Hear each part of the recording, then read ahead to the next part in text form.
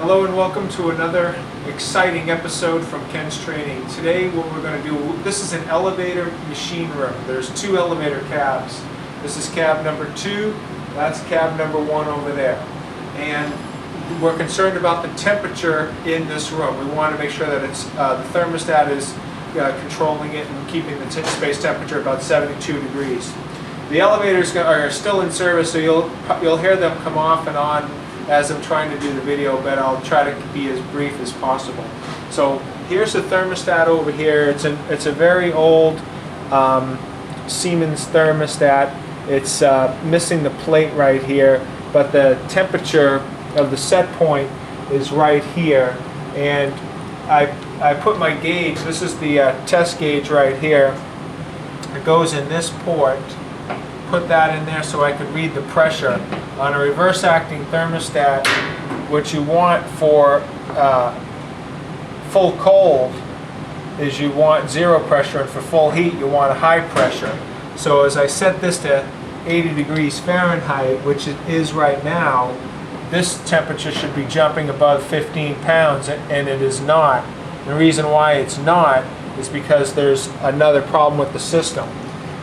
I can also hear that there's air bleeding through constantly right here at the thermostat. So because of the age of the building, this is all leading me to believe that the problem is going to be the damper actuator motor is blown. So we're going to go test that right now. Okay, now I'm going to show you right here. This here is what's referred to as the Mikko-Venturi valve. They don't use these anymore, but this entire 5-story office building had the air conditioning controlled from this. From the thermostat, this is coming from the thermostat line. This is the branch port on the thermostat. Comes over to this damper motor right here, which has a 3 to 8 psi spring range.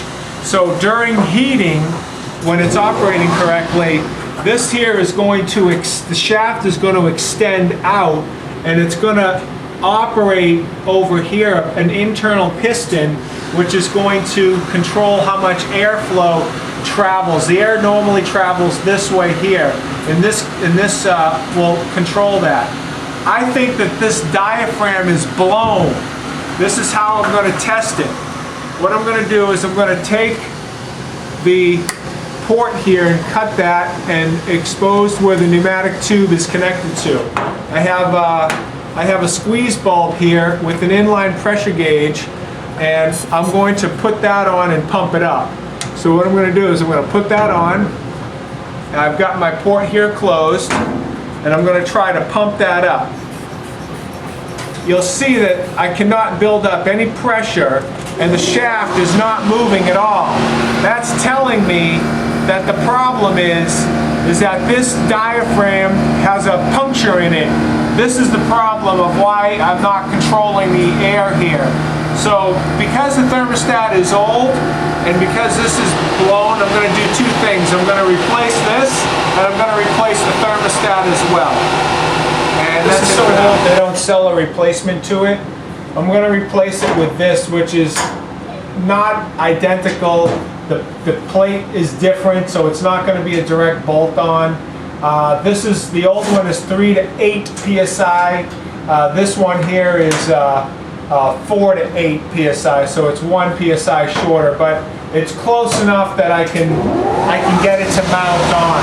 Okay, so this is going to be my new one that's going to go on there. I won't require this portion here, so I'm just going to unscrew that. I just want this. Okay, so I'm just going to set this aside for now. Alright, the first thing that I want to do is I want to get this damper motor out. There's a pin right here held in by a cotter pin. So I'm going to take those and remove those first.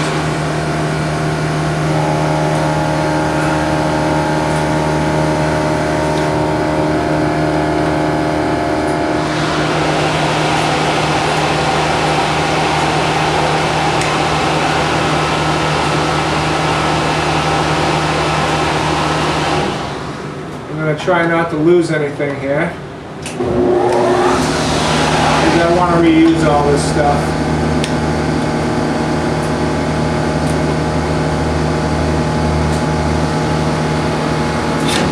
Alright, cotter pin's just getting ready to come out. And there's my pin.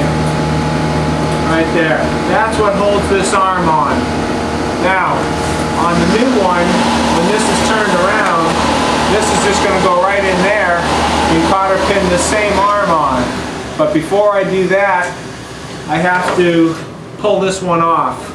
It's held in by two 1/4 inch nuts and bolts, so I got two 7/16 inch wrenches, combination wrenches here, in which I can pull off the hardware.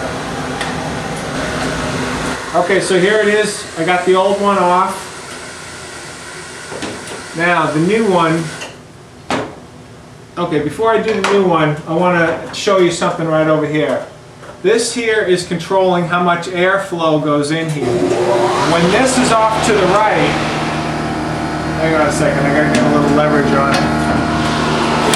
When it's like that, it's doing maximum airflow. So this way, it's minimum, it's at 0 airflow right now. Now what I want is I don't want, because when you put these in, you have to adjust it at the minimum. I'm going to basically just give it a little crack of airflow, just so that there's always constantly a little bit of airflow in here. So what I'll do is I'm just going to take my black Sharpie and I'm going to mark the divot right here where I want to line up the edge of this piston, this flat portion right here. So it's right here. So this way when I go to do this next step, I'll make sure that I have a minimum airflow established, like that. Now that has to be done when there's maximum pressure on this. Now the thermostat, when I left it, was set to 80 degrees. Let's see what happens when I plug this in.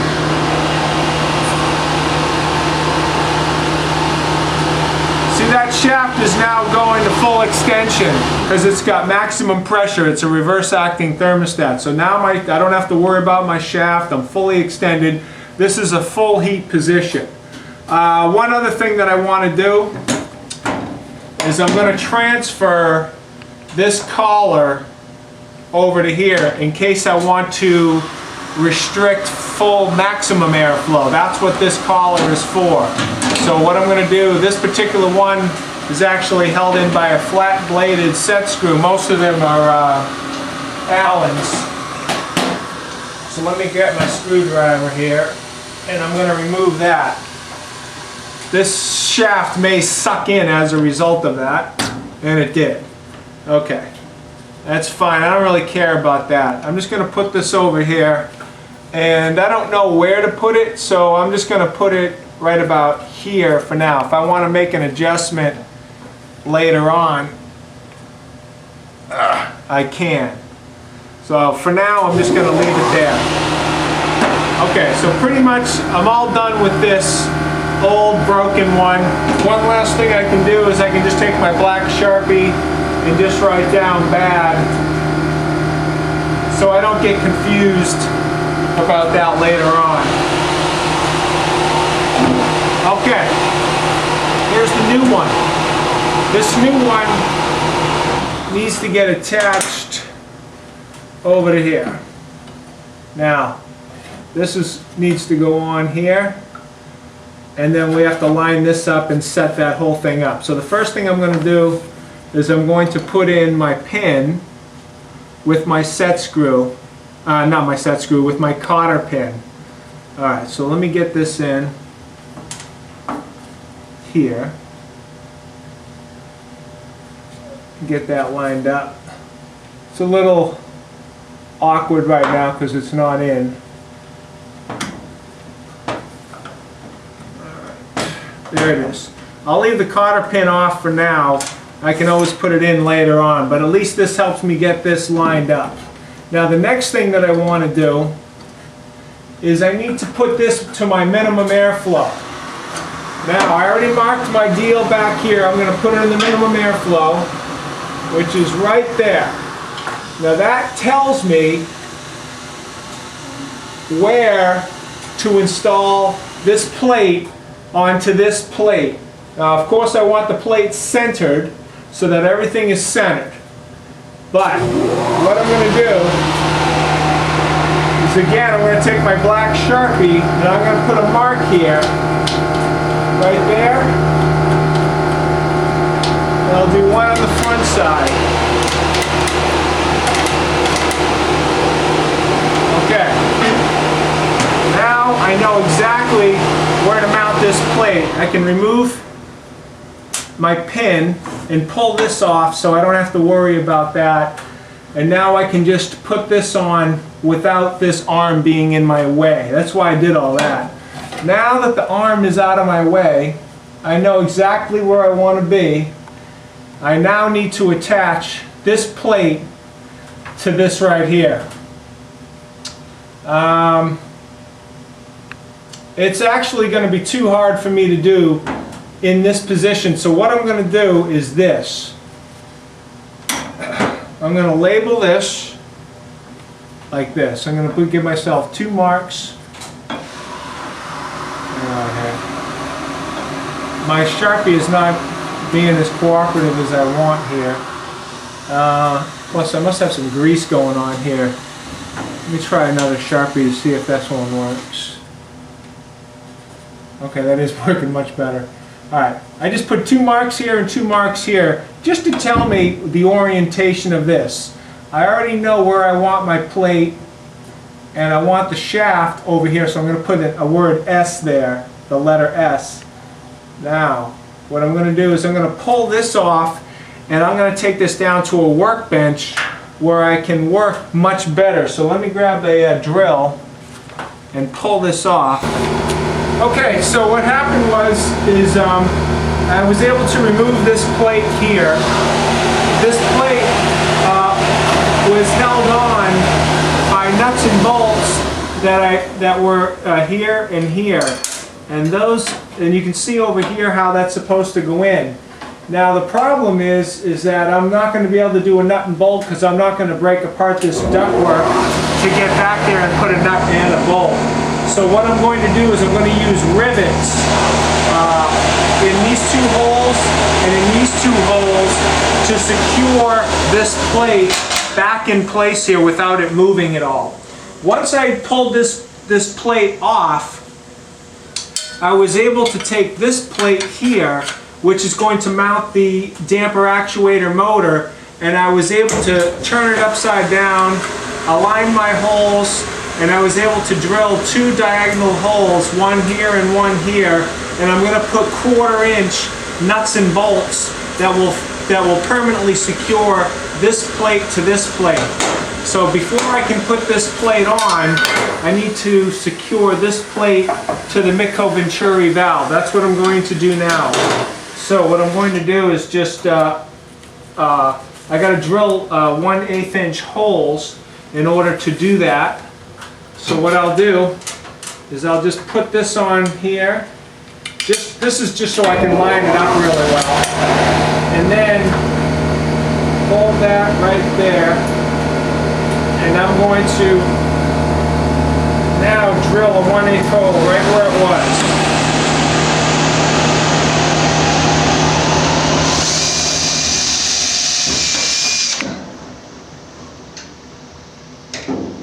Okay. Okay, there's one. Now what I'll do is let me get my rivet gun and I'll start securing this.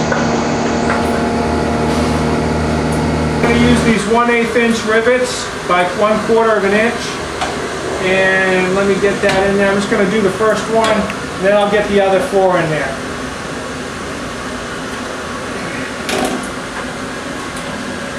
Okay, there's one. Get that piece out of there. There it is. Okay, I got to drill the other holes.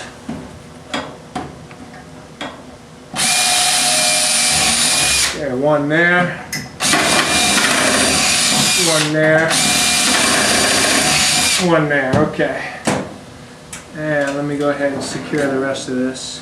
So if you never used a rivet gun, you just Make sure that you've got the appropriate tap in there depending upon the size that you're dealing with. Put your rivet in, let that bottom out. Put it, after you drill the hole, the appropriate size hole, you got to keep tension on that and then push. You got to pump it a couple times. The stem breaks off in the gun. The stem's going to come out right here. Hold on. And then you can see I got 2 in there.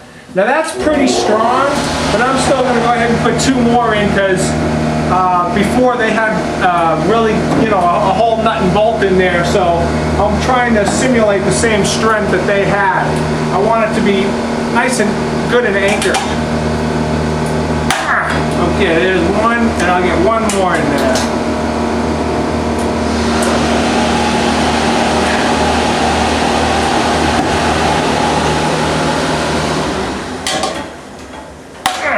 Okay, that's 4 rivets. That plate is on there, super strong. It's not going anywhere. That's exactly what I wanted. Now that I've achieved that, I can now put this plate on. To do that, I've got the 1/4 inch nuts and bolts that I actually took off of the old one, and now I need to put those on. So I'm going to utilize the exact same nuts and bolts that I had. Okay, so I know that my plate goes here, and there's the first hole, and it's okay. As you can see, now I've got this plate on, and I've tightened up these 1/4 inch nuts and bolts, so that plate is fully secured to there. My next step is to take the damper motor, and I am now going to mount the 3 bolts that go here, right there at the edge. Okay, now the new damper actuator motor is attached to this plate, pretty sturdy. So now I want to attach it to this arm right here. Now you see, this doesn't line up just yet, so I still have my squeeze bulb attached.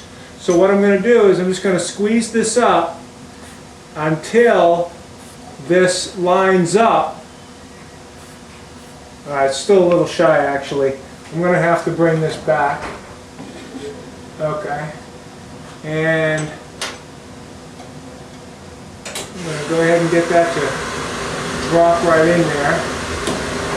Okay, there it is right there. So now, I still have to put the cotter pin in. I'm going to release the pressure here. Now, that right there is full open. And when it wants to go to full heat, it's going to go like this.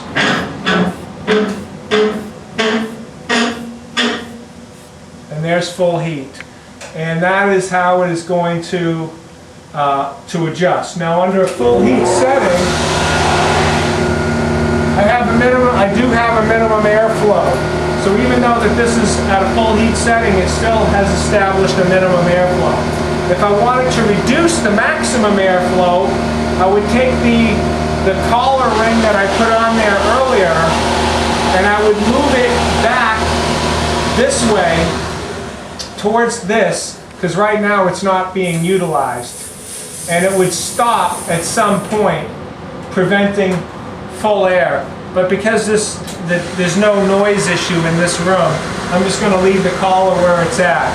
But if I need to make an adjustment in the future, I'll have that ability. And next we're going to go ahead and replace the thermostat, and we'll show you that.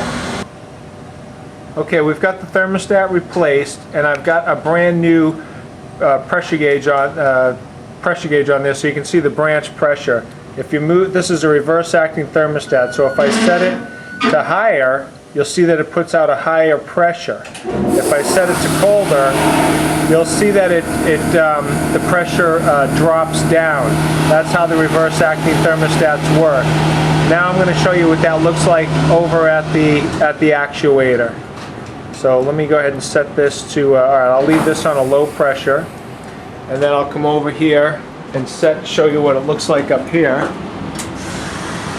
Alright, now, here's the damper actuator, and the shaft is connected right here to this bar, right like that. So when the pressure gets increased, it goes out. Right now it's on full airflow, so that way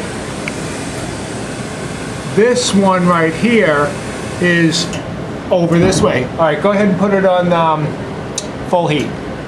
So now we're going to take the thermostat, and you see what happens? When you go and do that, the shaft, hang on 1 second there, I want to make sure you can see that.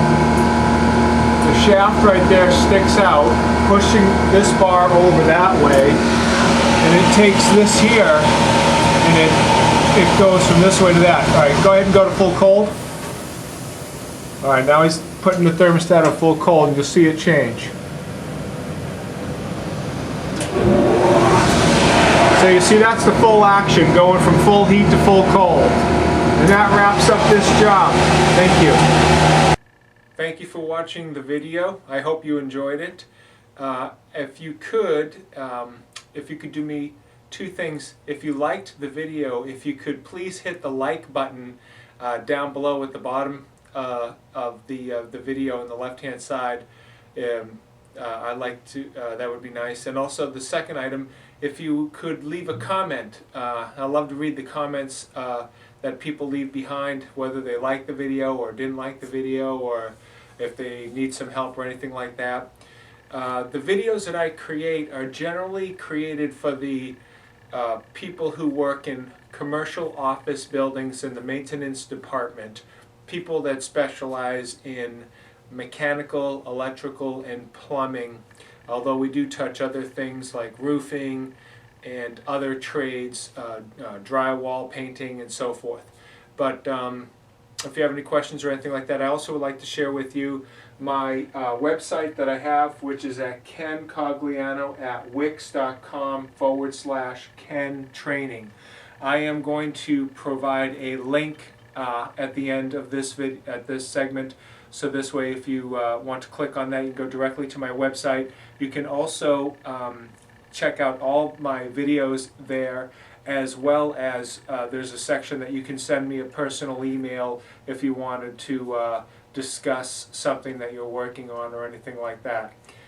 Thanks again, and I hope you have enjoyed the video that you were watching.